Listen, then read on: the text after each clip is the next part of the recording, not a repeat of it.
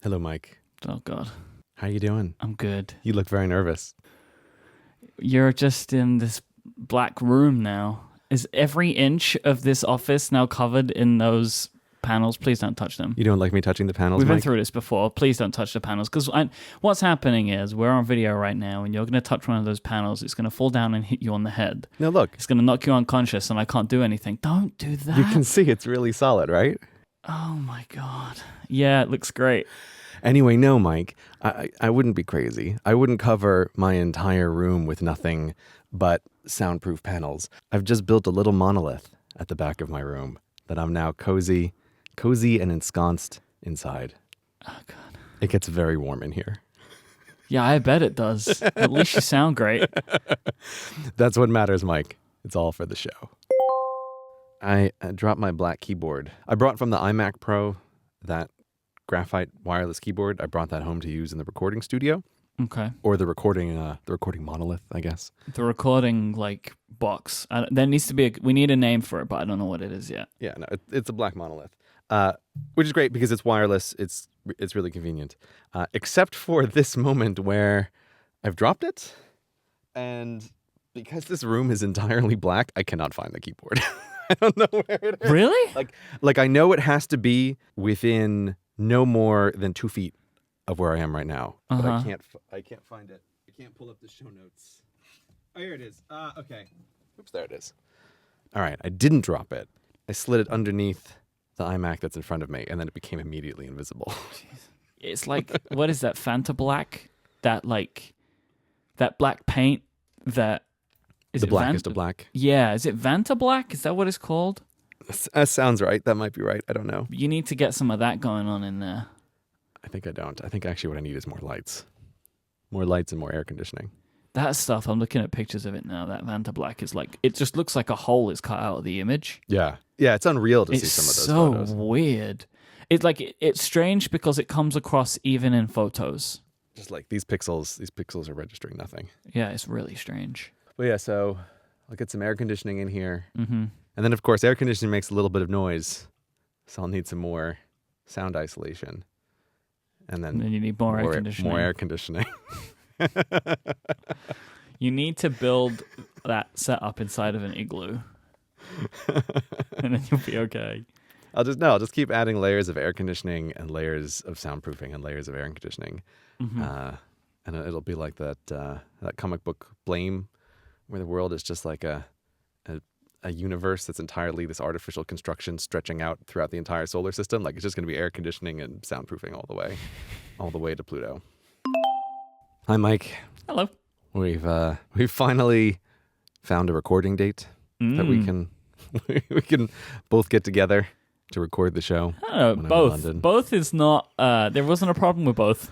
No, we're both in London, so we can record the show. That is the necessary condition. But one of us didn't go anywhere. Now that I have invested all of this time and effort into the recording monolith, which is around me, I do not want to record anywhere else. Well, we cannot have it. And we both need to be in London in order to record a podcast. Except for that one episode a year where we're going to be in San Jose. Except for that one. I don't know. Who knows if that's going to happen? Who knows, right? Who knows? Year. I don't know. I know. What does it mean? So you've been out and about. What are your observations of traveling around? Tell me the thoughts of a rambling man. Oh, I mean, I've been on, I think since the last time we spoke, 4 trips. 3 out of the country, 1 within the country. Too much travel. Year of order. Oh, Bringing order to the travel. Yeah. Year of order. Those first 2 trips, total disaster. I was like, I have 2 trips back to back. I'm going to go. Year of order. Total fail right from the start. Didn't work at all. I was like, I'm gonna get up in the morning. I'm gonna write, and I'm gonna exercise. And then I'm going to go do all the things, which is the reason why I'm on this trip. Nope, of course, because when you go on business trips, one of the reasons you're going is because there's lots of stuff that you should be doing when you're there. And it just ends up sucking up all of your time.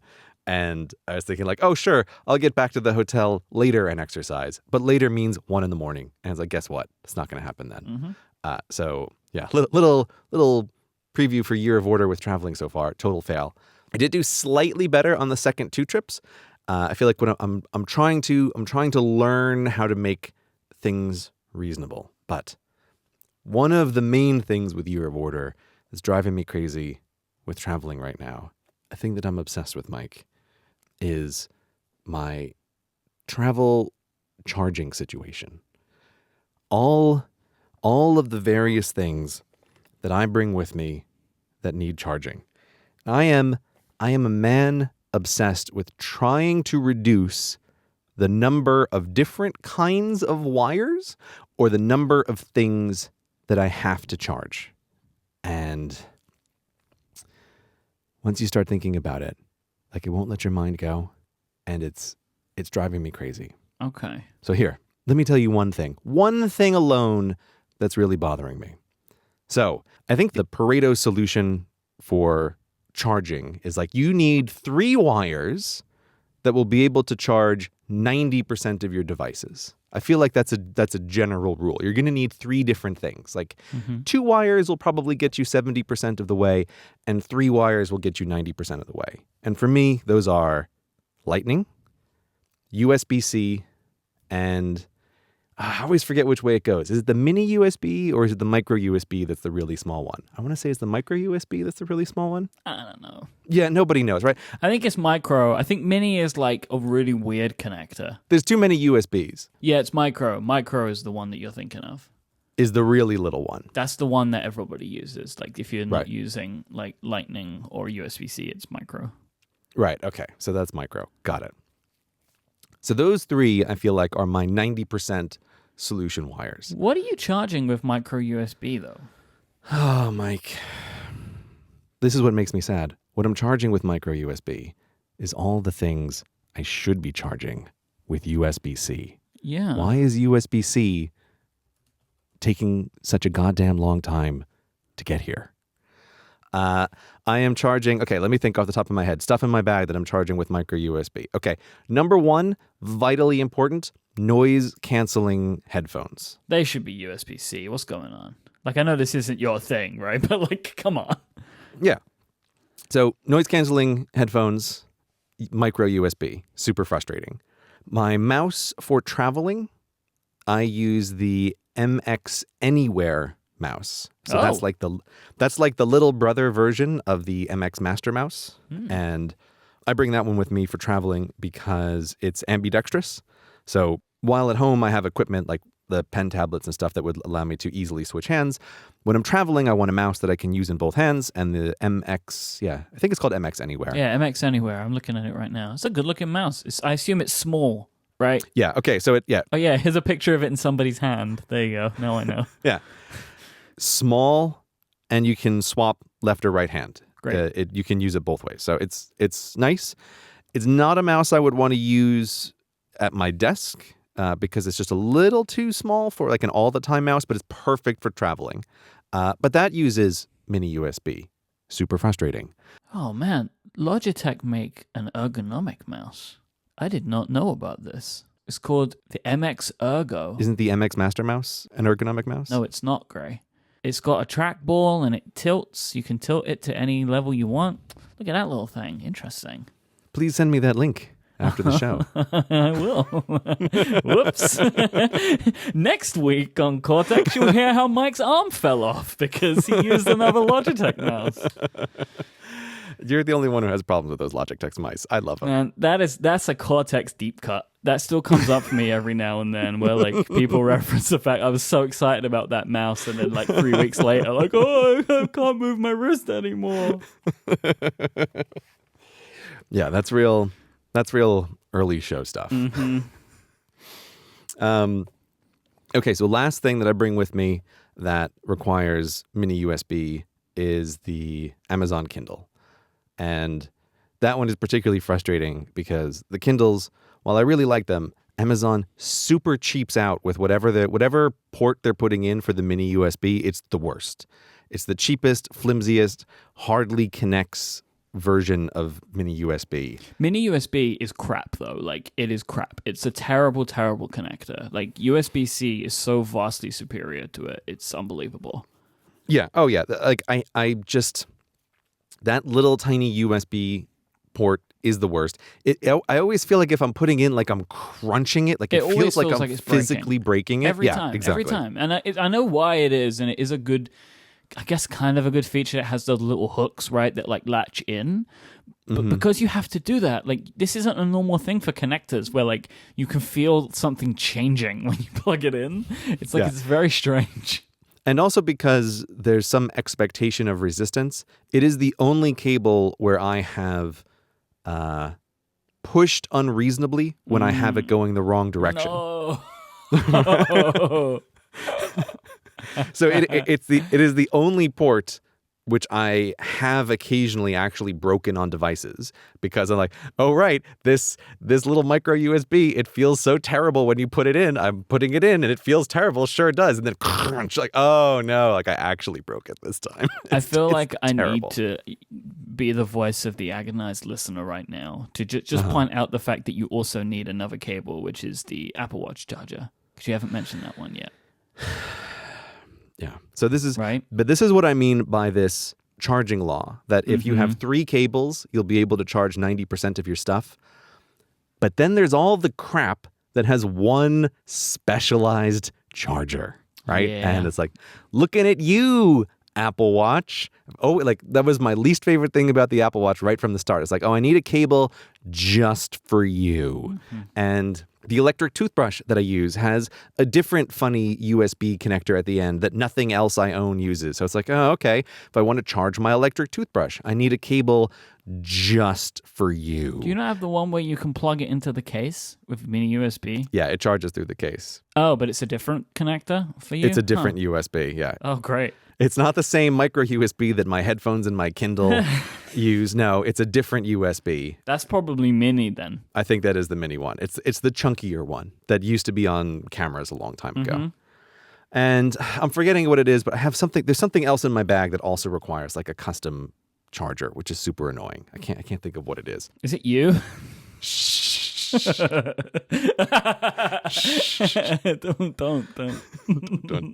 say that, Mike. Don't let the people know. Because I feel like I'm gonna break your heart here, but for my traveling purposes, I only need 3 cables. Okay, yeah. What are your 3? It's the Apple Watch, Lightning, and USB-C. Yeah, but that seems right. I have a micro like in my backpack in case of emergencies, but I don't have any technology that I take with me that requires a cable that isn't one of those. That works really great. And I do agree that like that's good because really that's 3 cables I need. I mean, of course, I have a couple of lightning cables or whatever, right? But I don't need all of those. I can get away with just one. Yeah, but even that, I feel like anybody, they name 3 cables and they're pretty much fine, right? Like I could get away with not bringing the extra cables, right? It's not like necessary. And if I had to not bring cables, it's like, okay, well, the toothbrush cable is going to be the first one to go, right?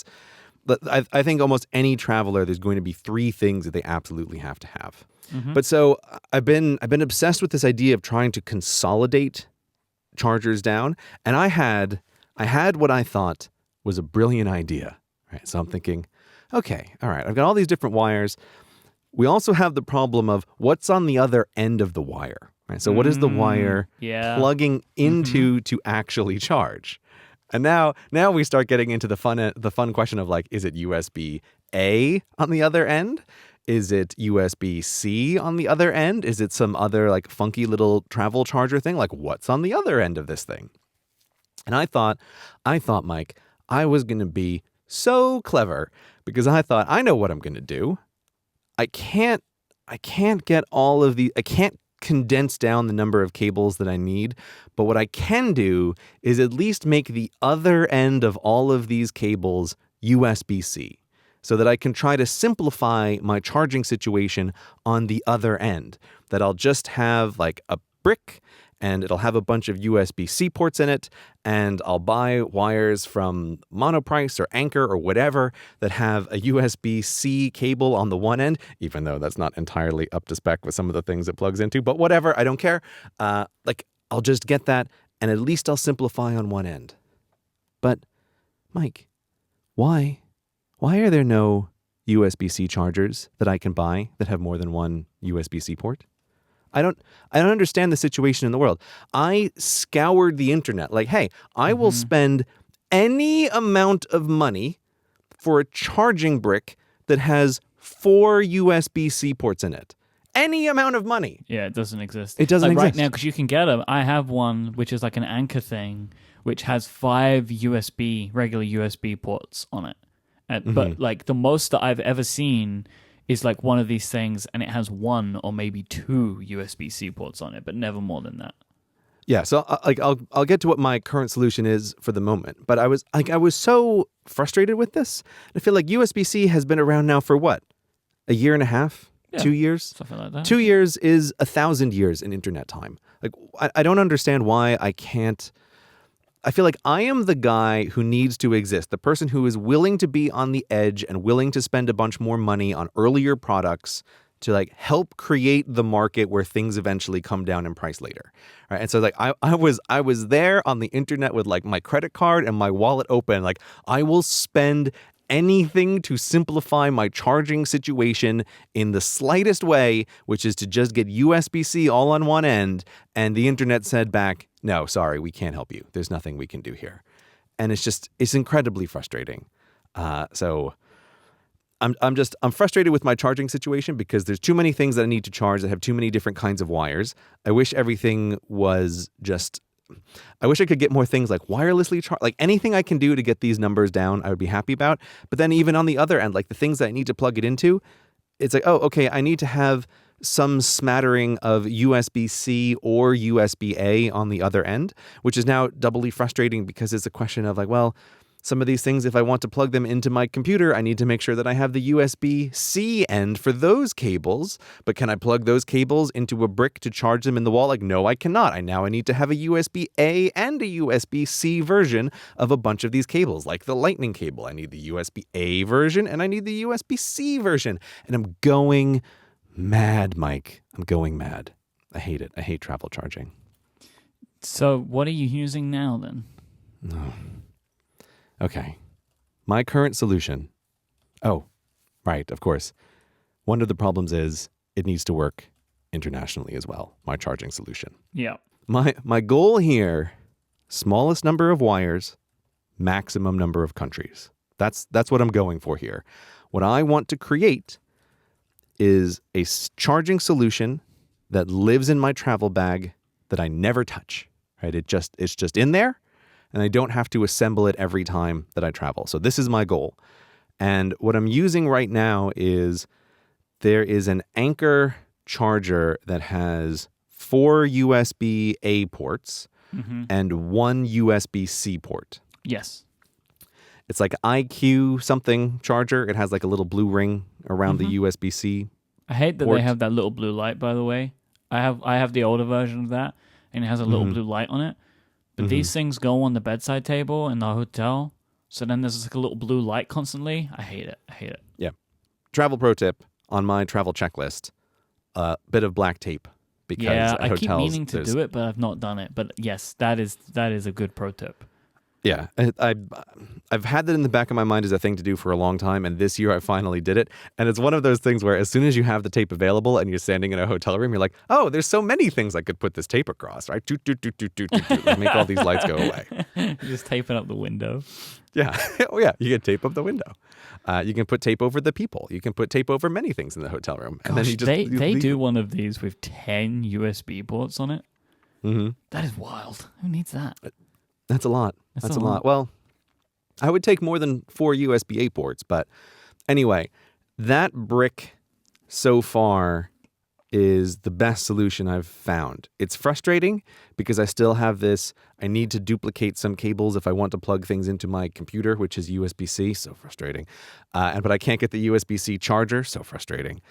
But the other thing is that cable, it has a removable power cord at the back, which uses this Infinity 8 style charger. And you can buy wires for different countries that will then plug into the back of that Anchor charger. So at the moment, that's my idea for how I'm going to handle this is I can have different wires for different countries that plug into that Anchor power brick, and then I can plug all of the various crap that I need to charge into the front of that Anchor device.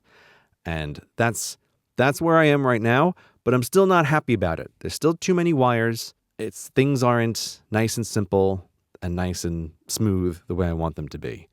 But I would love to hear from the listeners what they do for travel charging, and I would really like knowing that the really big travel season is coming, that I've just been through the travel warm-up. I really want to hear everybody's tips and tricks from frequent travelers. Like if you travel a lot, I want to hear your tips and tricks in the subreddit, because I feel like I really need to gear up. I really need to gear up for this. I want to know your charging solutions. I want to know your solutions for everything. Tips and tricks, people, in the subreddit. I want them. I already feel bad for you. Why? Because you're not going to get what you want. I know. It's like, please, listeners, fix this for me. Have a magical solution. But like, yeah. Sorry. I know. It's like, I really am kind of hoping that somehow there will be solutions that will be better than my many hours of searching everywhere over the internet with an open wallet. How did you miss this? It's available for you right here. Like, you know. I mean, I was deep into it. Like I was so angry at one point I was researching the USB-C spec, and I'm like, oh, this thing is a bunch of bullshit. That's why this isn't working out at all. It's like, oh, the USB-C spec is actually 3 specs. It's the physical spec, it's the data spec, it's the power spec. And then going into this weird thing where it's like, oh, Apple doesn't follow the power spec the same way all the other companies. It's like, oh, God damn it. Like, and then you've got Thunderbolt, which goes on top of it all, right? Makes it even more confusing. It's crazy. It's totally crazy. But it's, again, this is where it's like, I will use money to solve this problem. Like I will buy $100 USB-C cables and just so I know that it always works with everything. But it's like, I can't even do it. Hello, Cortex listeners. As I'm sitting here in my black monolith recording this ad for you, I'm thinking, what could spruce this spot up? There's not a lot of space in here. I couldn't have any big objects. I would need something thin, possibly something very light to go on the walls. And I think that would have to be a Fracture. Fracture is the company that takes beautiful photos and turns them into glass. And every time you hear that, you're thinking, oh, it must be really heavy. But it isn't. The Fractures I've had in my hands, they're so light. They're surprisingly light. So I could actually mount some against this freestanding, ready to fall over at any moment soundproofing that's all around me right now. A little LED spotlight at the top. I think this could be great. Perhaps a beautiful nature scene to calm me down through rants about why USB-C cables are so frustrating. Anyway, if I can find a place in my house where I think a Fracture should go, there's definitely places in your house where a Fracture should go. Think of all of the photos that you've taken just trapped away in your photo library, rarely to be seen. You should go to fractureme.com and have some of them turned into physical, beautiful pieces of art in your house. The Fractures you'll receive are handmade in Gainesville, Florida from U.S. source materials. They're sleek, they're frameless, they go with any decor. The ordering is super simple. The Fractures come ready to mount right out of the box. They include the wall hanger and the screw that you'll need. It's really very simple. So head to fractureme.com to get started. Use the offer code Cortex and you'll get 15% off your first order. That's fractureme.com, offer code Cortex to get 15% off. And in their one question survey about where you came from, don't forget to pick Cortex. It doubly lets them know that this show is where you came from. Thank you to Fracture for their support of Cortex and all of Relay FM. I got a Roomba, and I love it. And I love it because I've mentioned before, one of the dumbest productivity tricks that I use on myself, which still works years and years later, is if I'm feeling lazy, I just start up one of the robots in my house doing work. So it's like, oh, okay. I'm going to put a bunch of clothing in the laundry matron. and I'm going to run it. And once the laundry machine is running, it feels like, oh, I should probably do something too, right? And then it's like, oh, I'll load up the dishwasher. And then like, oh, the laundry machine and the dishwasher are running. Well, now I should really do something, right? It feels like there's some kind of force multiplier going on when there are machines that are doing work for me. They're your coworkers. They're not coworkers, Myke. Sure But they are. It's like no, not at all. Uh-huh. But it's this feeling of force multiplication. And I have the Roomba, and I totally love it, not least because now there are, by my count, 4 little robots that I can have doing stuff in the house. So it's like, okay, washing machine's going, dryer's going, dishwasher is going, and the Roomba is going. And then for sure, I am going to get some work done because I can't be the only one in the house not doing anything. And I absolutely love it. But so anyway, I've been talking about how much I love my Roomba to everyone who will listen. Like, oh, you should totally get a Roomba. And it's interesting, people push back against the idea of the Roomba because they're like, oh, but I'll have to vacuum myself some of the areas that the Roomba can't get. Or they're like, does the Roomba do a perfect job? Can it do absolutely everything? And the answer is, of course, no. No, it can't do everything. But it can do a lot of things for you. And I feel like a Roomba is just another perfect example of like changing your expectations and being able to have big benefits from it. So people are like, oh, I'm going to set out the Roomba like I'm doing the vacuuming, and I'm going to set up the whole house in order to make sure that the Roomba can try to get everywhere. And it's like, no. You just have it go, and it does what it does, and you just get the advantages from it. It feels like just a perfect example of automation. Like this thing is doing a job. Is it doing as great of a job as you could do as a person? No, of course not. You could do a better job as a human being. You could get into all the little nooks and crannies. You wouldn't have to bounce around the room 300 times because you're blind and can't see where you're going and are just vacuuming randomly. No, you wouldn't have to do that. But the whole point of the Roomba is that you don't have to do the thing. You can be doing something else. You're sitting on your computer, maybe answering emails. Probably not if you're me, but you can do something else. And it's just, I find it interesting that they're like, some people have a hard time with this idea of, if the job can't be done as well as I could personally do it, I don't want something else to do it.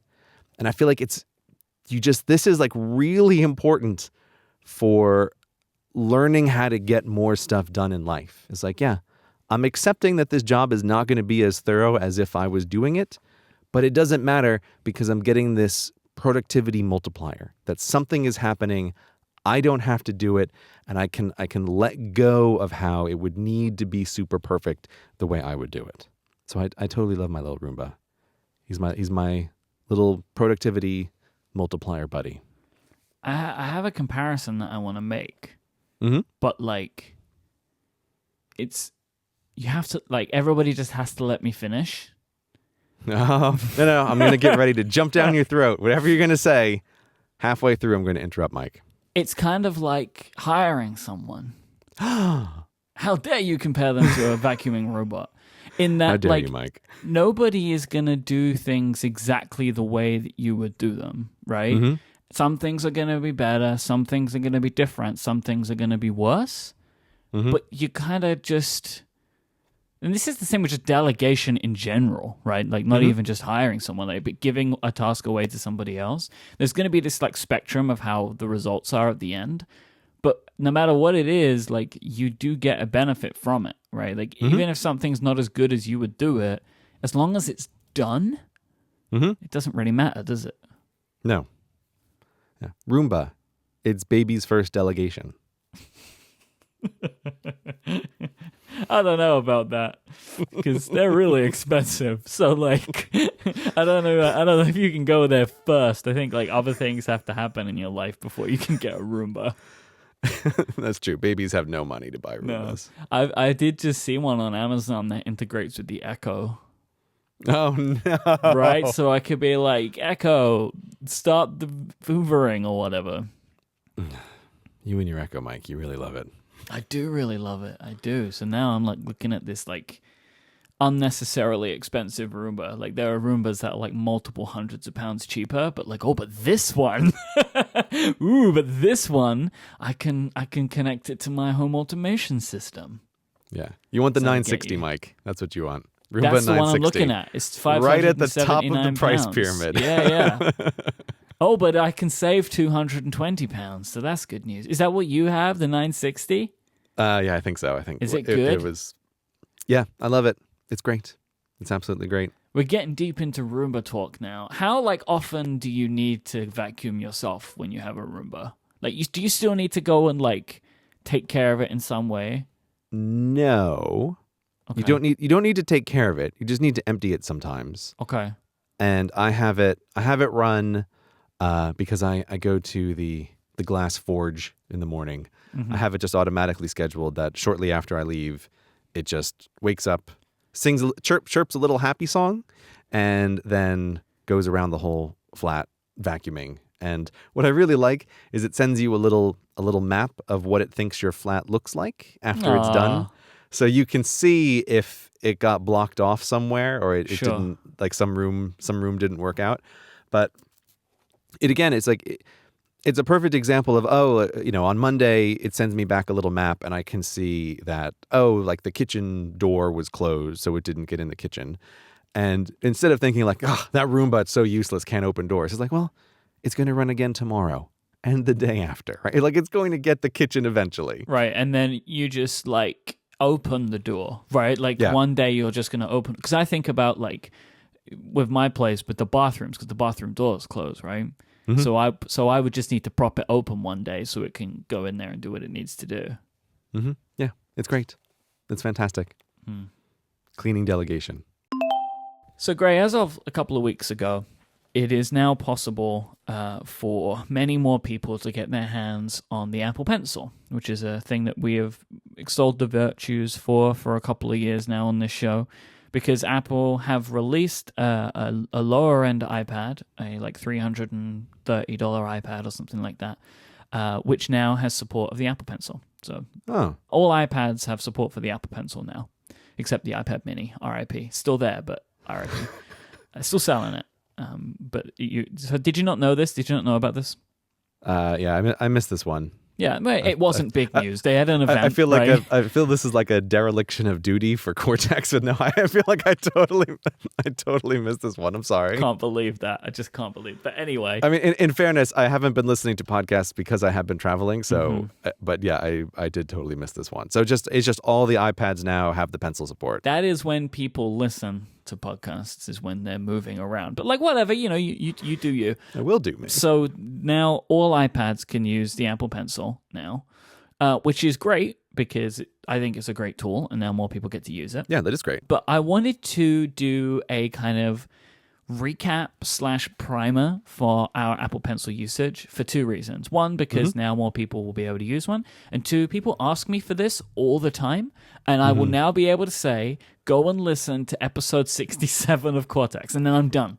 Right? Because I don't know about you, but I get this question asked of me a lot. Like people getting their iPads for the first time. Like, what apps do you use? What do you use the Apple Pencil for? What accessories do you have for it? And all that kind of stuff. So I wanted to like just wrap it up into one little bundle here. So for me personally, the most usage in an application that I get from the Apple Pencil is in Notability, which is a note-taking / kind of like PDF markup application.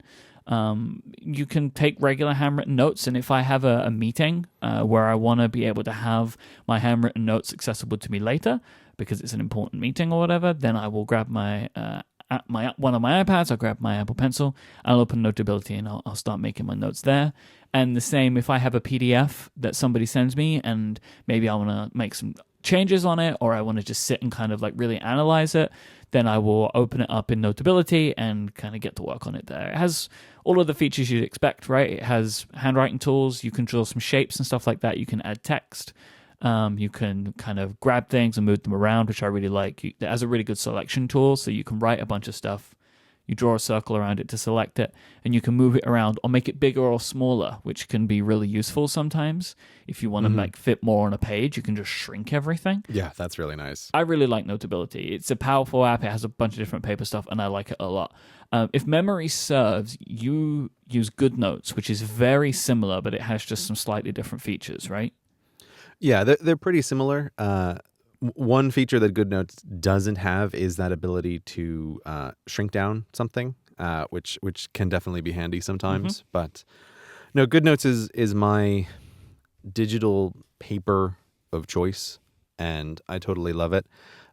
Every once in a while, I do check out Notability, and just for me, there's something that's just a little bit different about the way the two of them are handling the smoothing algorithm for when you're writing. There's like a little bit of a difference, and I just like the way that GoodNotes handles that much better. But yeah, I do the same thing where if I need to work with PDFs, that's the place where I can mark them up, and mostly I use it as like these pads of paper for me to brainstorm ideas or to write things out. And it's really useful for just for thinking things through for me. As a little sidebar here, Myke, I know you'll appreciate this, but on my last round of travel, I was trying to travel really light, and I was trying to think like, okay, what can I not take with me? And I decided to not take my iPad with me on the last trip. I was like, okay, I don't think that I need it, but I definitely need the laptop. And I totally regretted not bringing it. Okay, phew. I thought you were punking me then. Right, okay. 100%, I regretted not bringing it because of GoodNotes. Because that really is just the way, when I'm in a particular mood, it's very useful to sketch stuff out with a pencil. It's just different than working on a computer. Like if you get into that kind of mode of like wanting to be able to grab this PDF or grab this image or grab this like wireframe or like mock-up or whatever, you get used to doing that. It's so powerful because there is no better way of doing it, right? Like you can do this stuff on a Mac, right? You can do it, but it's nowhere near as good because you're actually like manipulating the thing in front of you with a pencil. Like it's brilliant. Yeah, the handwriting, sketching kind of stuff, it's just clearly the place that it is super superior. But also, what you might enjoy is, I was so frustrated at my decision to not bring the iPad that I went out and I bought a paper notebook and I bought a pen. And I was like, okay, well, I'm in the mood to do this kind of thinking. And I sat down with the paper notebook and the pen, and I was sort of doing the same kind of thing I would do on my iPad. And I was like, oh, this is a far inferior experience because I can't do a lasso tool to move things around when I want to move them around. It's like it's just here on ink. I can't move this. How am I supposed to copy and paste this when I want to show this thing 3 or 4 times? So it's like, oh, paper. That's why I left you paper. The digital stuff is much better. This is like, I said it, like I made a hint to it. Like I am a big pen and paper guy, as people know. But if I'm taking notes on something that I consider to be really important, I want them digitally so they're everywhere. Like I only ever take pen and paper notes in a meeting or on a call or whatever if it's like I'm expecting it to not need it. That's the only time I ever do that. Yeah, it was also an interesting moment where I recognized a whole orbit of problems that I used to have to deal with before the iPad and the pencil came around, which is exactly this of all this work that I'm doing, how am I going to get it back into my system? And so I'm thinking like, am I just going to take a picture of these pages with my phone? Like, am I going to, like, oh, how do I turn this back into digital? Because ultimately in my life and the way that I work, I want everything that's important should be digital and should be synchronized and should be everywhere. And I was just so aware that like, oh, I have to hold on to this paper notebook. And if I lose it, all the things I have written down are just gone. Like, well, that's dumb. That's ridiculous. I don't like this at all. It doesn't make sense in the modern world, right? It doesn't, and I get it. I was totally missing it. I will just quickly mention it's not strictly Apple Pencil stuff, but the one related tool that I use with GoodNotes when working on things that are writing and that I really love is I use Ulysses for most of the writing work that I do as my text editor of choice. And Ulysses has a really great feature where not only can you export the text that you're working on as a PDF, so I can say like, oh, here's a thing I'm working on, export it as a PDF, open that PDF in GoodNotes, and then mark it up by hand with pencil, which I really think is a great thing to do to shift your mind into thinking about what you're working on in a different way. I find it really helpful. But Ulysses also allows you to customize the format of how that PDF is going to look. So I have a customized template that does two things. It exports the text at like triple spaced, so there's lots of space between the words. And I've also taken to dramatically reducing the opacity of the exported text. So the exported text is just a very light gray. And then that makes it really easy when I'm marking up stuff to later on see, here's the markup, here's all this plenty of space that I had. So GoodNotes is great, and I find if you're working with text, Ulysses plus GoodNotes is a great experience from going from text to PDF to markup to then put your changes back into Ulysses and go back and forth in that cycle. Yeah, I know that like the Ulysses team, they really like to think of and build the application with specific tools and thoughts in mind for novelists, like for people that write like long books and fiction and nonfiction, that kind of stuff. And that is clearly one of those features that was built for that type of work, right? Yeah. That you can export a PDF so somebody can mark it up, right? Like someone can print that and do some real kind of like marking up of the text and edits and all that kind of stuff, right? Like, I don't know if many like bloggers do this, right? And I feel like a lot of my like blog writer friends use Ulysses because it also has like really great publishing tools and great markdown support and stuff like that. But then it also has these like, oh, you can triple space the lines in your PDFs. Like that is clearly for the long form writers. And Yeah, like for you, it's because you're writing what that's script, right? And it's a similar kind of idea that you're trying to edit something to be spoken out loud, which is whilst they're not the exact same practice between like that and a novelist, the reasons you're doing it are the same, right? Which is to whittle it down to make it as good as it can possibly be when read.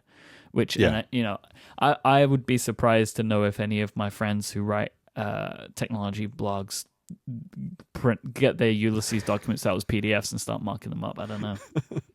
Yeah, I think that's a very different use case. But if you're that kind of person, GoodNotes plus Ulysses on the iPad is a really great combination. Yep. To not have to go outside of it. Like I used to have a crazy script that just ran constantly on my computer that was manually creating PDFs based on changes in Dropbox of markdown files and exporting them to a folder, which I would then try to import into GoodNotes. It was wacky and fragile and terrible. And then Ulysses came along. I was like, goodbye, crazy system. This is much better. Hey, are you a freelancer? Well, let me tell you about FreshBooks. They know how important it is to make smart decisions for your business. If you're tracking your time or expenses or sending invoices to anybody, you need FreshBooks. But let me tell you why. They're going to help you save time. FreshBooks have calculated that they can save self-employed people up to 192 hours just if they use their cloud accounting software because it's so easy to use.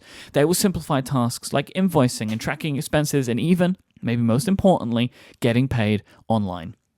Squarespace has amazing tools to help simplify all of this stuff for you. What I love about Squarespace is how easy it is to create an invoice. Every time I go in, I see my invoice exactly how it's going to land in my client's inbox. And I'm able to type in some stuff. So I type in the name of a show and everything can pre-fill for me because it saves previously used entries. It's so awesome. I love that I can go and look at a specific company that we invoice and see how long it takes them to pay. So I kind of can get an idea for how long that's going to be. But what's great about FreshBooks is I never have to worry about whether an invoice has been seen because right there on the page, it will tell me this has been opened, this has been printed. So no more of those really uncomfortable emails. Hey, did you see this? No more with FreshBooks. And that's just some of the many ways that FreshBooks will help you save your time.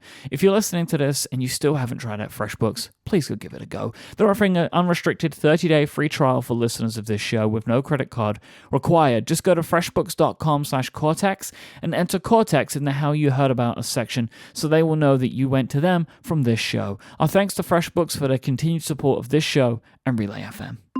I also use Apple Notes for Apple Pencil related stuff if it's like I need a scratch pad. So Apple Notes I use for text is like my central storage point. Like I have so many things text related that go in there. I have PDFs that go in, like all my travel notes go in Apple Notes now. But if I just need to like do some quick scribbling, or sometimes I'll get like a contract come in or whatever, and I need to just check some stuff out, to maybe do some sums or whatever I need to do. I will use Apple Notes for that, and kind of just because you could just grab the pencil immediately as you touch it to the paper, it starts recognizing what's going on, and you can just start writing in it. And I like it for that, and then you can just immediately get rid of it. You can delete it. Apple Notes has a feature that it pretends that is good, which is the ability to try and do text recognition on the handwriting, to like in the sidebar to try and give you an idea of what's written in the note as like a heading. How well does that work? Terribly. Okay, not terribly. All right. I mean, okay, I have bad handwriting, but like, it's just everyone that I've ever known that I've seen try to use it just has just like ridiculous things. I mean, it's doing OCR on it, so you can also search the text. I mean, and it works, but not very well. There are also a couple of applications that I play around with that I like, that are not necessarily things that I spend a lot of time in because I'm not good at some of this stuff, but I like them anyway. And one of them is called Linear. I'm not sure exactly how you pronounce it. And it is like it's a drawing app. And they just added in some features for like being able to mark up images and stuff like that. But I find Notability's tools better for what I need there.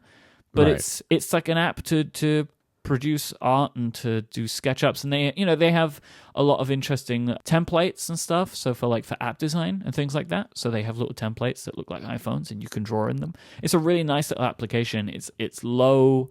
It's kind of all of the applications that I've tried that are art related with the Apple Pencil, it is like the most focused. It has a more limited tool set, but it does them really well, and it works really well.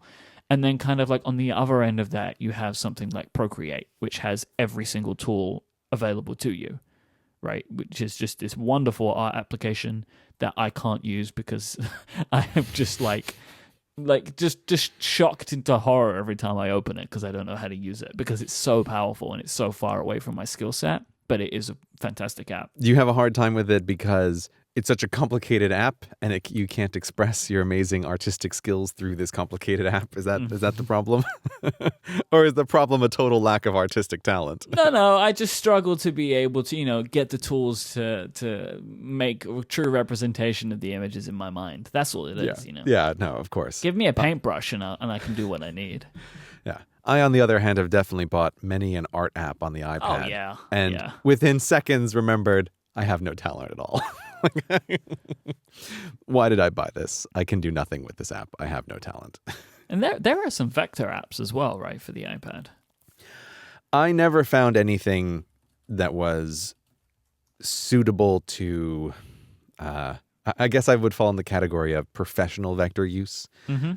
I found a lot of stuff that was fine to play around with and maybe produce one or two things. But I never found a tool that could do what I needed to do, which is manage a library of hundreds of vector assets and be able to make changes across that kind of thing. So okay, I've left that world behind, but at least when I was looking, I never found anything that felt like it was much more than really a toy vector app. Sure. That type of drawing style, like vector with the whatever it is, little anchors and the lines, I just can't, my brain cannot understand what is going on whenever I try and use those. It's kind of it's quite funny, really. But I just can't get my head around it. It's art, but with math, Myke. Sure. Just a bunch of Bezier curves. Pigment is also really good, which is a coloring book app. And so if you want to do coloring on your iPad, Pigment is there for you. It's the best one. Don't try any other. Just use Pigment. Like if you want to try any coloring, Pigment is the application for you. They even have like a bunch of like spin-off ones now, like licensed stuff like Marvel and things like that. Like they have like Marvel coloring books powered by the Pigment technology. That's kind of cool if you want it.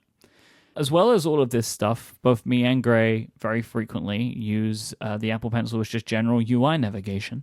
It still works. There are applications that it doesn't work in anymore, which I understand, but just in general across the entire system, it is still a comfortable and kind of repetitive strain friendly way to navigate an interface in the same way that we use Wacom tablets. Yeah, without a doubt. In my professional computer use, I know that I have to set hard limits on the amount of hours I can spend at a computer doing work. Like I can't spend an infinite amount of time on the computer doing work. Like I'll run up against physical RSI limitations. But with pencil stuff, like I personally don't run into that, and I always think it's much better. And it is a thing as my work has shifted more back to Mac OS and using a laptop. One of the things I think about a lot is that debate about, Apple's not going to make any touch-sensitive laptops, which I think that debate is over, and they totally should. But I also find myself thinking one step further. It's like, oh, yes, but if Apple does ever make a touch-sensitive laptop, I want it to work with the Apple Pencil, too. Because I have totally, in that subconscious way, when I'm sitting at a desk and I have my laptop in front of me and iPad is next to me and the pencil is on top of the iPad, I have sometimes, without thinking, grabbed the pencil to point it at or move something on the computer screen and then go, oh, right, it doesn't work at all. But yeah, it's great for UI navigation, and I want pencil support everywhere. On the phone, on the laptops, on my watch. I'll take it everywhere. Do you use any accessories for your Apple Pencil? Yes. The only thing that I use is I have, what is it called? It's one of the D brand skins. Yep. I have a couple of different D brand skins on a few pencils, because that, for me, it solved one of my frustrations with the Apple Pencil. It's too slick, and it's interesting when you talk to people who use Apple Pencils, because there are two kinds of people who use Apple Pencils.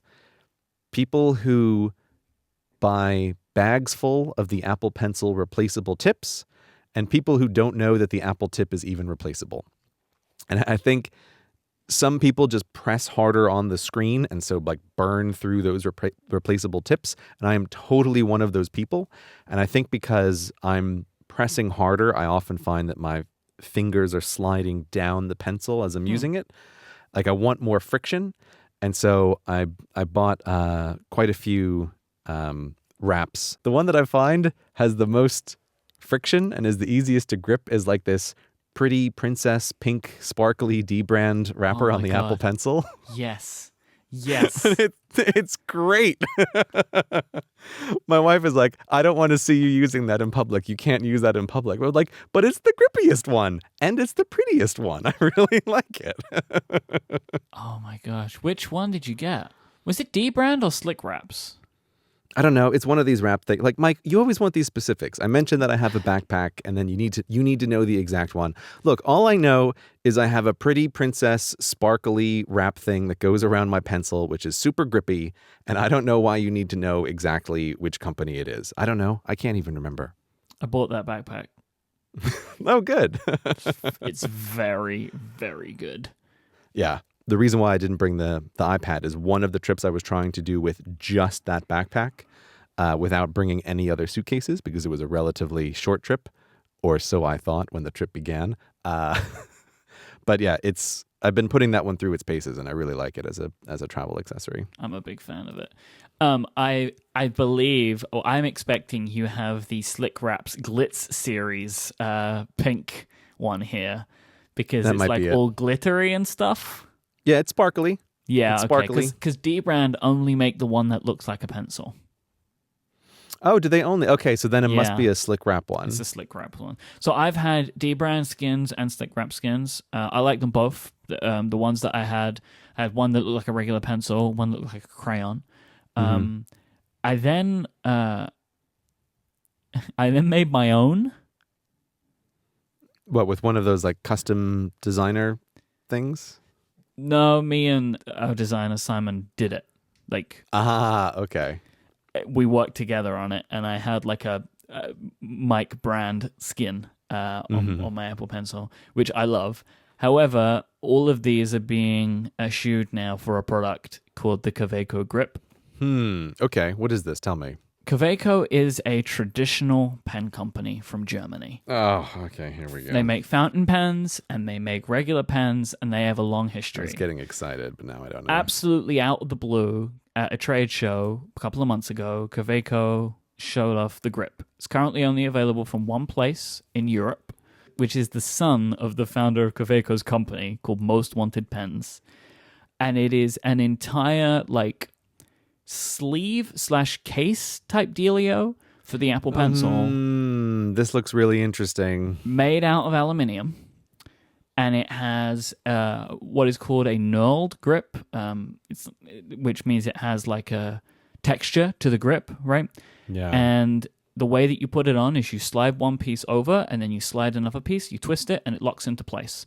And they have them in the 4 colors that Apple make their devices in, and I love it. I have one on one of my Apple Pencils. I have another one on the way.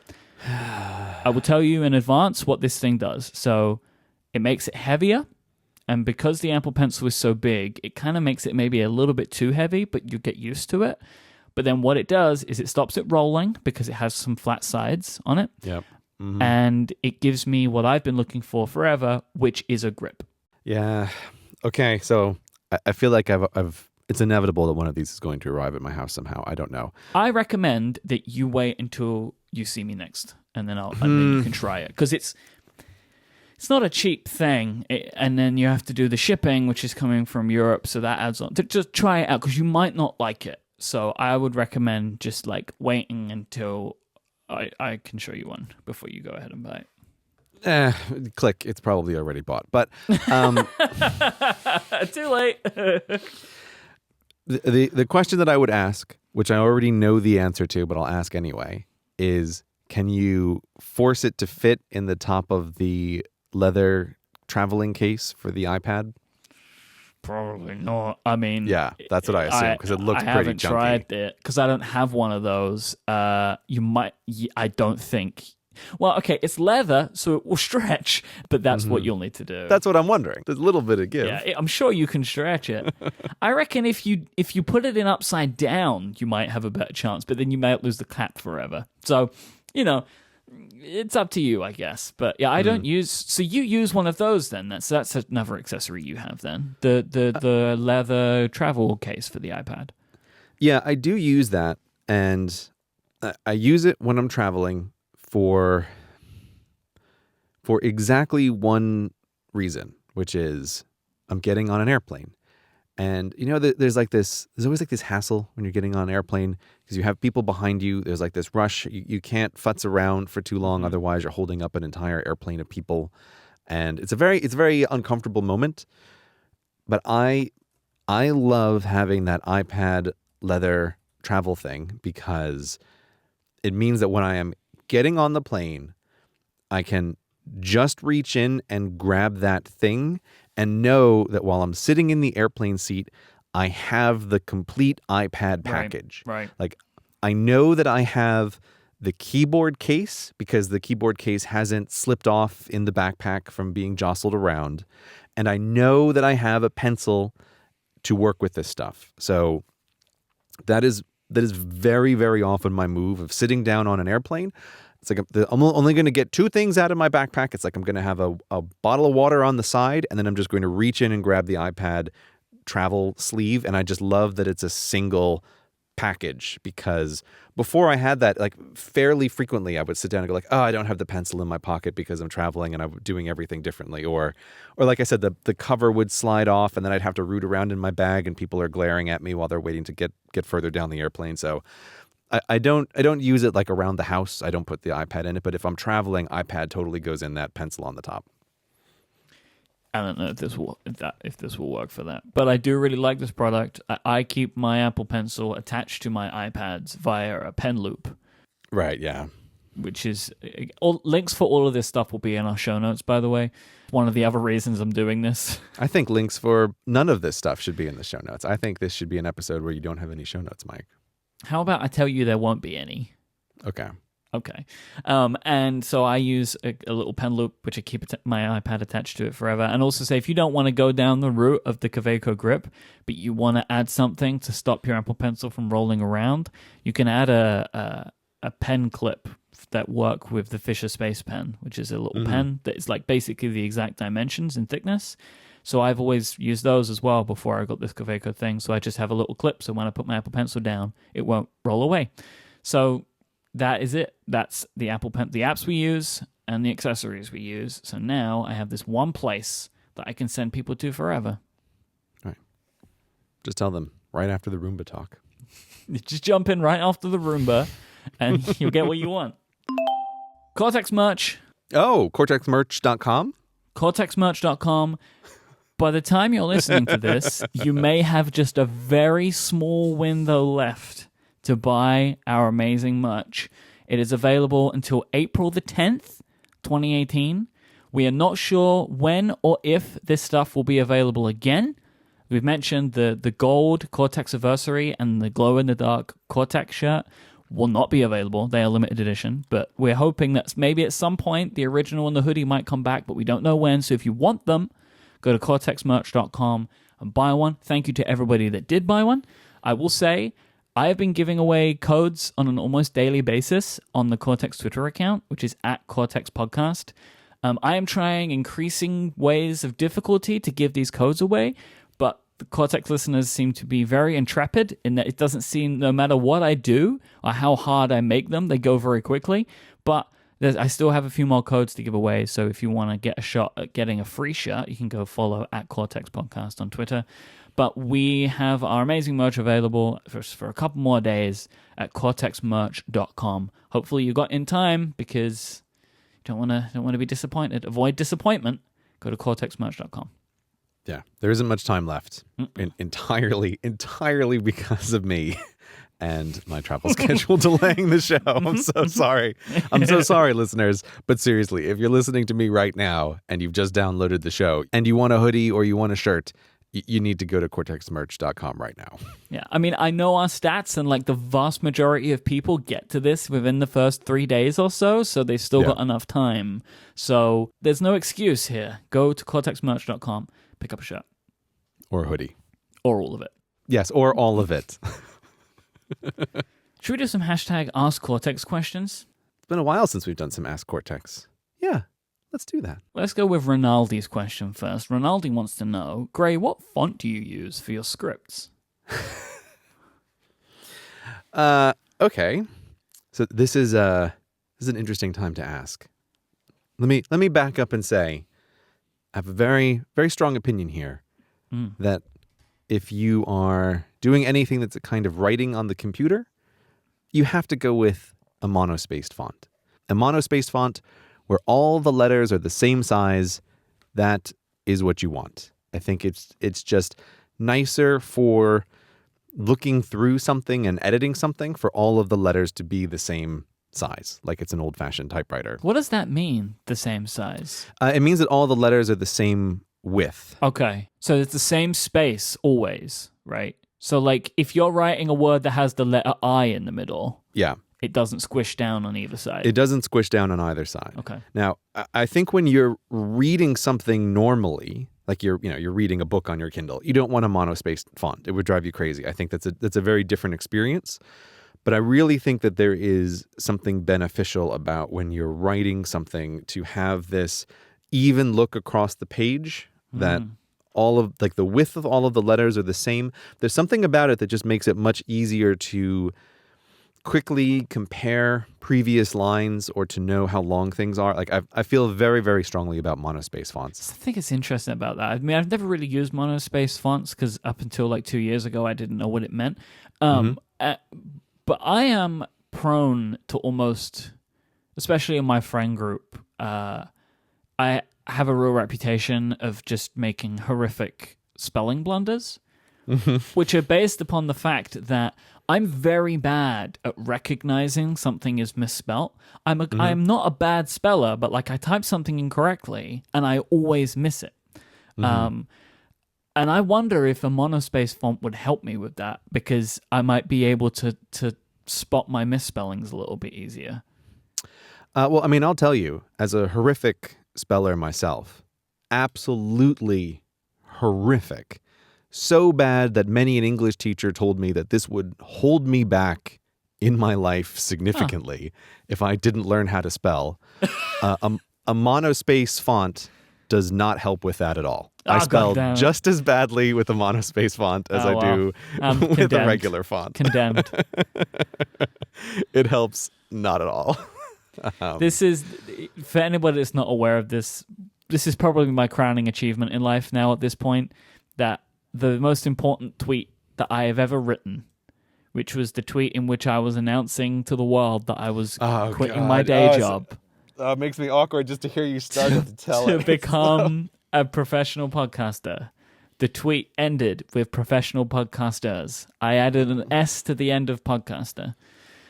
So in what was maybe the most important 140 characters to me that I will ever write, that was there. But however, I now kind of wear that particular mistake as a badge of honor, looking back on it, because it's funnier to me, because now it's a meme. That I see pop up every now and then, which is it's now I embrace it. At the time, I just wanted to die. Editable tweets would be a great thing to have at this point, but Yeah, sure would. it's never going to happen.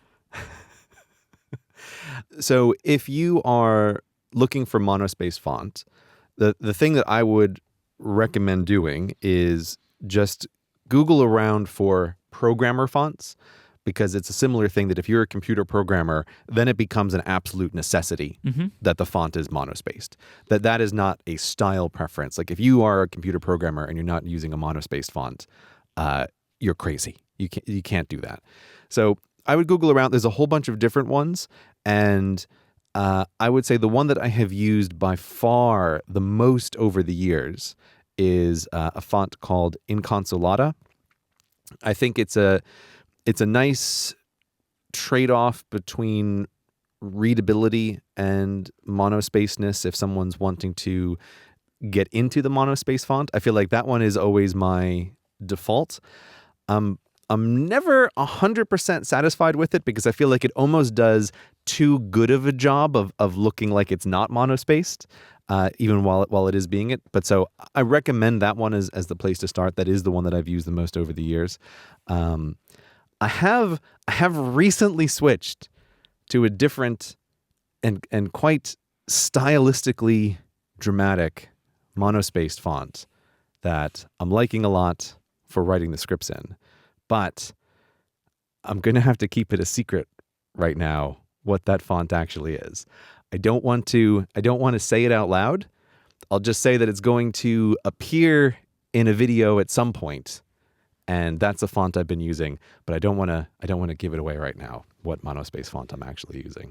I cannot get my head around what it's going to give away, right? Like, obviously, the reason you're not talking about it is that if you talk about it, it gives something away, would be my expectation. And, like, what could that mean? I don't know, Myke. Coming soon to CGP Gray's YouTube channel. Font reviews with Gray. That's what it is. Now we know. It's your spin-off. Maybe it gives away nothing. I just don't want other people to use the font until I go public with it. Maybe that's it. Maybe it gives away the entire topic. Gray, are you a font hipster? It's all about brands, Myke. I was using fonts back when nobody knew about them. When they were just cool. This is where someone on Twitter tells us what a typeface is, and I forget immediately. We did this recently. I think we got away with it. This episode of Cortex is brought to you by Squarespace. Make your next move with Squarespace because they give you all of the tools that you need to put your next project or idea online. With the ability to grab a unique domain name to give your website that great brand, with the ability to take advantage and customize beautiful award-winning templates to help you show off your great ideas, they are the all-in-one platform to let you put your stuff online. No matter what type of website you want to make, whether you want to make a blog, whether you want to make a gallery, maybe you want to make a site for your restaurant, maybe you even want to be able to sell stuff with an online store. Squarespace has all of this functionality and bags more. There's nothing to install, no patches, no upgrades that you need to think about. Squarespace have got you covered on all of that. And if you need any help, they have great documentation, they have great FAQs and forums and all that stuff, but they also have 24/7 customer support, which is award-winning and there whenever you need it. Squarespace plans start at just $12 a month, but you can start a trial today with no credit card required. Just go to squarespace.com/Cortex. Then when you decide to sign up, use the offer code Cortex and you'll get 10% off your first purchase of a website or domain, and you'll be showing your support for this show. Once again, that is squarespace.com/Cortex and the code Cortex to get 10% off your first purchase. We thank Squarespace for the continued support of this show and Relay FM. Squarespace. Make your next move, make your next website. Daniel wants to know how the Switch is going. Have you been playing much Nintendo Switch recently? I mean, I could say obviously I have. I play my Nintendo Switch a lot. Have you? You know, sort of. Sometimes it's a Mario Kart machine, and I remember that it's a Mario Kart machine sometimes, and that's just about it. I think that you are in the market.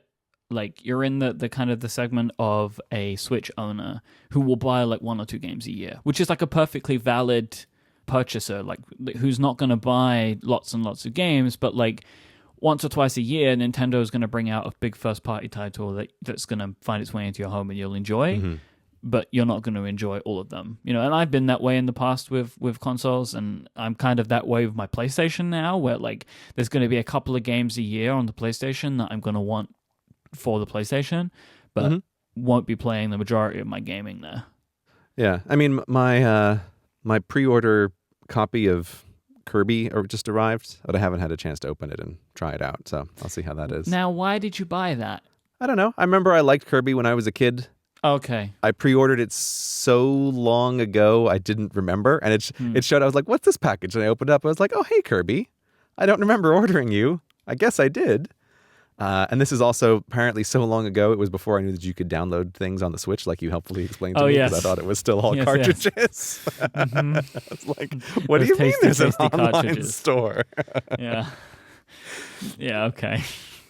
Yeah. Okay. I've played the Kirby demo and it didn't really grab me, but I've never enjoyed Kirby games, so that wasn't really one for me. Yeah, I really like them. But you know, anytime you want to, Myke, we can talk about Super Mario Galaxy. I know. Or Super Mario Odyssey? Which one was it? No, it's okay. We can talk about it anytime, Myke. I played that one. Okay. I played that one all the way to the end. Are there any games in your life right now that you're enjoying a lot? No, I've been in a bit of a no video game phase. Okay. I feel like there's many things in my life that are on these sine waves, and video games and podcasts and audiobooks are like these overlapping sine waves where they always go in these phases. And I'm in a bit of a no video game phase lately. So yeah, I haven't picked up anything lately that I really like. But I understand, Myke, that if there are video games that you're really enjoying, there's a place that I can hear about those video games. Where is that place, Myke? Relay.fm/playing for fun. Ah, that's a great place to go. Yep. Are you uncomfortable with the opening that I gave you to promote your own show, Myke? I didn't see it coming. Was it so direct that it made you uncomfortable? Well, no, because there's a thing that we're gonna do, and I didn't know if I wanted to mention it or not. Look, we're gonna play Portal 2 together and stream it. Oh, that's a good idea. That's a good idea. And I didn't know if I wanted to mention it or not. Mm-hmm. Well, you've mentioned it now. Because we don't have like the dates locked down for it yet. This is a Cortex content exclusive reveal. That's what you've just given us. Again, like, you're having real trouble today understanding where the boundaries of what's in and out of the show are. I don't know what's happened to you.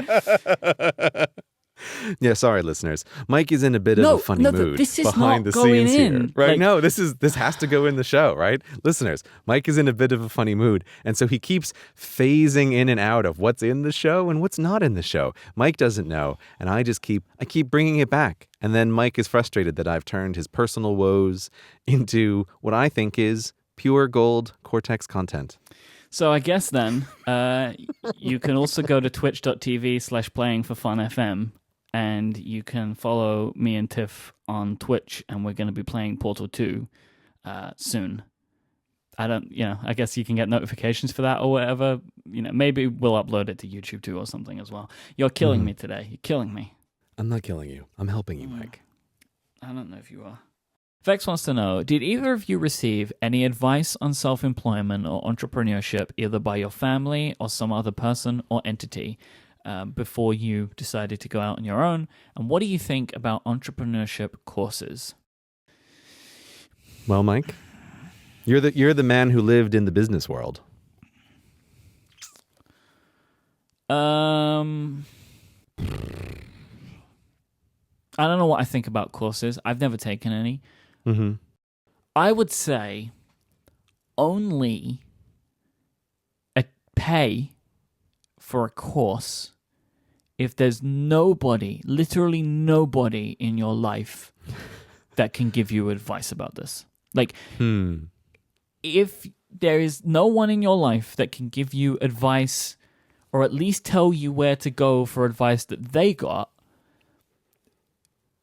you shouldn't do a course. Like, if you're in a situation where there is nobody in your life that is able to help you, then give it a go. The reason I say this is because there are a lot of almost snake oil like things in the entrepreneurship world. Mm-hmm. I genuinely believe that they're not all like this, that there are people that believe that they can genuinely help and do help. But I wouldn't want to say that it is like a constant, that every single entrepreneurship course is going to help you.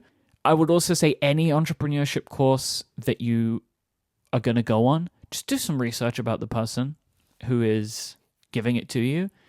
Because if their literal only entrepreneurship is this course, then I would maybe question how helpful they could be. Like, if the only thing that they've ever been successful at is giving these courses, that they don't have experience running another business, then I would question it, because what entrepreneurship do they actually know? Anyway, so I have a lot of problems with these types of things. So like these courses, like there are a lot of like online courses that you can take from like experts that are their only experience is this thing that they do.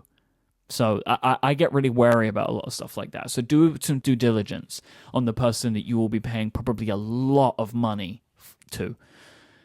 So that's my feeling on those things. The reason I say all of this is because all of the advice that I got was from people that knew me. And I think that there is so much importance to be placed in that if you can get advice on this stuff from someone that you know, that you already have a relationship with, they're going to know enough about you to be able to make some recommendations that they know will or won't work with you. Yeah. So all of my advice, all of my help, all of my assistance that I ever got and continue to get comes from people that I have a relationship with. Yeah, that's one of the things with giving advice in general that's tricky. Like even in this moment here, like people ask Cortex questions. We are giving advice about giving advice, which is an interesting paradox to be in. But nobody's paying us for this. But like, the podcast is obviously a money-making venture. Mm-hmm. I like doing the questions, but it is always a moment I'm very aware of that a person is asking a question and like the entirety of their life has been condensed down into a sentence or two to fit on Twitter. Mm-hmm. And so you have to sort of talk about it in a very general way. Hopefully you do have people in your life that can know you and talk to you directly about this kind of stuff. And like I was very lucky that both of my parents, I would not say that they are entrepreneurs, because that's a word that has become sort of poisoned. And it's like if someone introduces themselves as an entrepreneur. Because it's such a good word. It is a good word, but it's this weird thing where like we're always losing words in English, right? Mm-hmm. Because too many people start piling onto them, and it's like, oh, now if as happens, if I'm somewhere and I meet someone and they introduce themselves to me as an entrepreneur, it's like my mental Bayesian filter has put it at 80% probability that this person is some kind of business sphincter that just spews hot air constantly. Like, that's probably what you do. Because entrepreneur is just like, you talk a lot about how you're doing things. That's probably what this means now. You okay over there, Myke? Yeah, I'm good. I'm all good. I have realized now, like in my tirade, like the irony of this show, right? Like in that. And I understand if people feel that way about what we're doing here, right? Like talking about our productivity. Because there is a thing that I find really funny that people mention, like, no, I'm not going to get into this. Like what do you do? That's like, what do you think? There's nothing. It takes nothing to do this stuff. Oh, he doesn't make videos anymore, so he doesn't work. Anyway, Myke, I need no defending. no, because it annoys me because people are like talking that my work is nothing work. Like podcasting, that's a piece of piss. Right? Like, doesn't take anything. Oh, you're not making a YouTube video, so you're not actually doing any work. Anyway. Here's the problem, Myke. When you make something sound natural and conversational, it doesn't sound like it's anything. Right? Yeah, I guess so. I guess you're right. Even if there are 1,000 cuts. Yeah, I guess there's a weird compliment in that, right?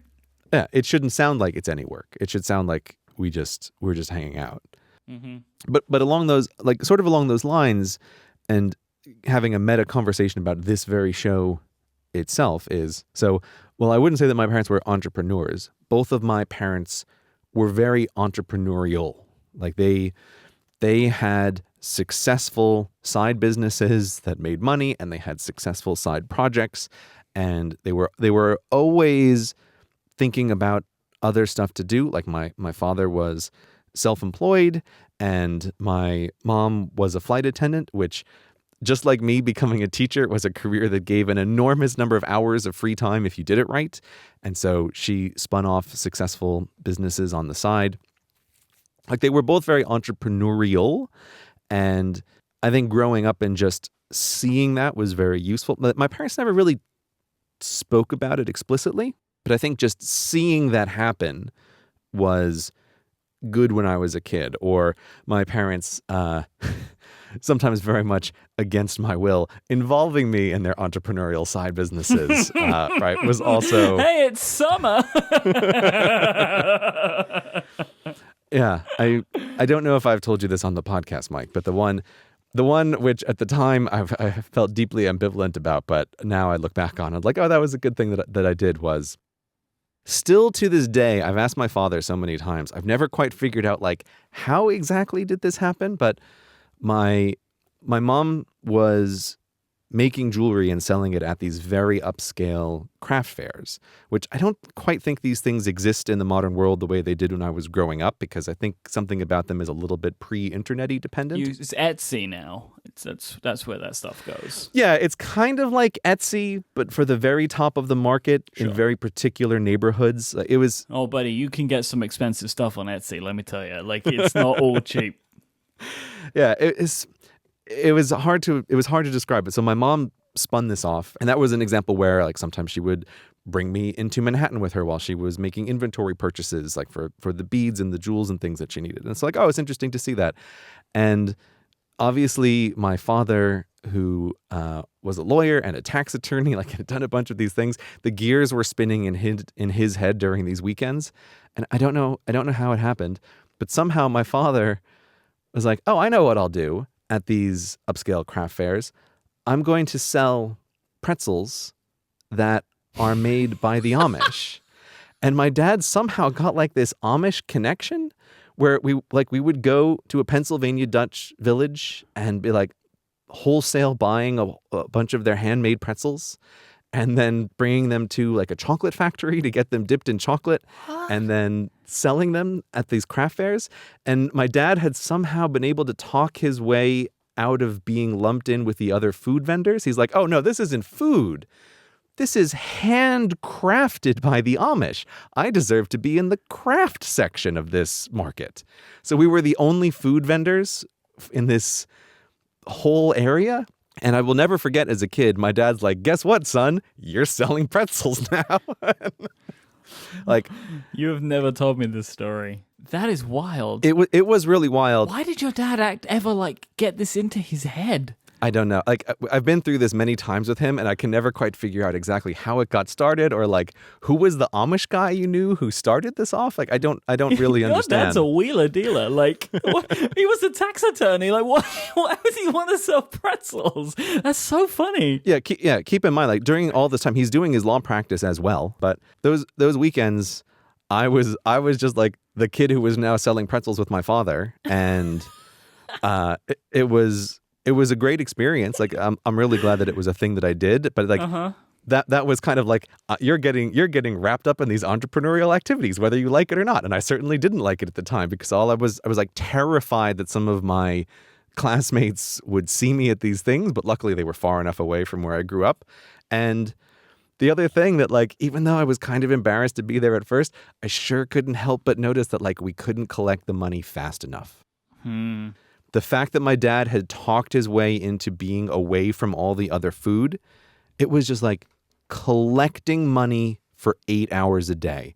And I was like, aha, well, this sort of changes the concept of the idea about, like, what can you do that people want to give you money. And we did it for a number of years and built up reputations where people knew that like, even though we showed up with several truckloads of these pretzels, we would sell them all out before like 3 p.m. So people knew they had to come and get the pretzel straight away. That's like my growing up with entrepreneurial activities around me. But the thing that's a little bit of a capper on this is another thing that I don't know how it happened.